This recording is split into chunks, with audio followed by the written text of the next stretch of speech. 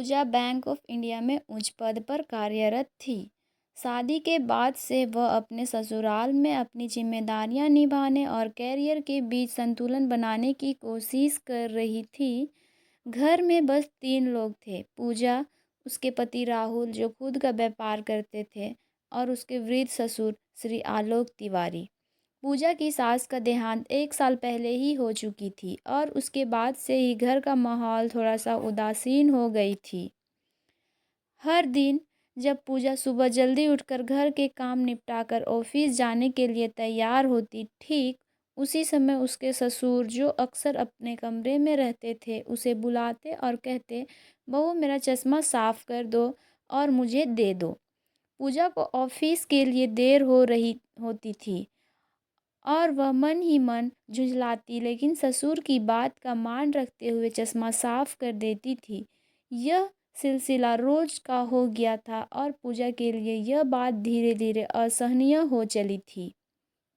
एक दिन जब यह रोज की बात उसके सहनशक्ति की सीमा को पार करने लगी, तो उसने यह बात अपने पति राहुल से साझा की। राहुल को भी यह सुनकर आश्चर्य हुआ, क्योंकि उसके पिता ने कभी ऐसी आदत नहीं दिखाई थी।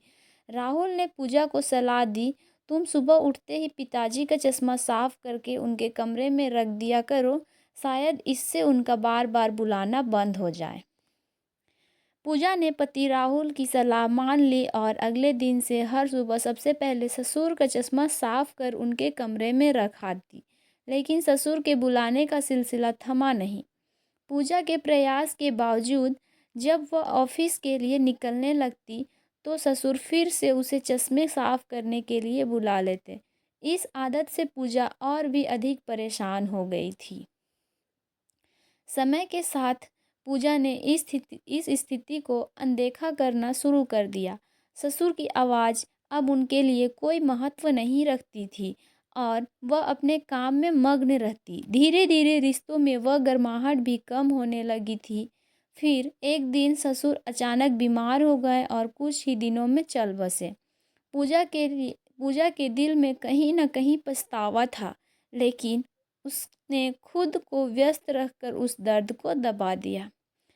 ससुर के देहांत के 2 साल बाद एक दिन पूजा ने सोचा कि घर की साफ सफाई की जाए। सफाई करते समय उसे अपने ससुर की एक पुरानी डायरी मिली। पूजा ने वह डायरी खोली और उसमें लिखे पन्ने पलटने लगी।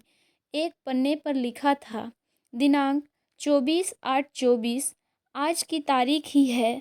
आजकल की भागदौड़ भरी जिंदगी में बच्चे अक्सर घर से निकलते समय बड़ों का आशीर्वाद लेना भूल जाते हैं। यही आशीर्वाद उनके जीवन की कठिनाइयों में ढाल बनता है। इसलिए जब तुम चश्मा साफ कर मुझे देने के लिए झुकती थी, तो मैं मन ही मन तुम्हारे सिर पर अपना हाथ रखकर तुम्हें आशीर्वाद देता था। तुम्हारी सास ने मुझसे वादा लिया था कि मैं तुम्हें अपनी बेटी की तरह ही प्यार दूंगा और तुम्हें कभी महसूस नहीं होने दूंगा कि तुम अपने ससुराल में हो, बल्कि हमेशा ऐसा लगे कि यह तुम्हारा अपना घर है। डायरी के ये शब्द पढ़ते ही पूजा की आंखों से आंसू बहने लगे। उसने महसूस किया कि जिस आशीर्वाद को वह अनदेखा करती आई थी, वही उसकी असली ताकत थी। अपने ससुर के उस अनकहे प्यार और आशीर्वाद की गहराई को समझकर वह फूट फूट कर रोने लगी। आज भी ससुर के जाने के वर्षों बाद पूजा रोज सुबह घर से निकलते समय उनका चश्मा साफ कर उसी टेबल पर रख देती है। उसे यह यकीन है कि उसके ससुर की आत्मा कहीं न कहीं से उसे देख रही होगी और उसे अपने आशीर्वाद से सराबोर कर रही होगी। इस घटना ने पूजा को रिश्तों की असली महत्ता सिखाई।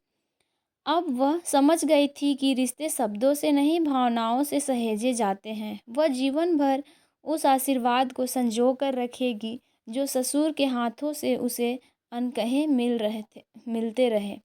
रिश्तों का महत्व समझें, उन्हें संजोएं, क्योंकि जब हम उन्हें खो देते हैं तब उनकी कीमत का एहसास होता है। वीडियो अच्छा लगे तो लाइक ज़रूर करें। धन्यवाद।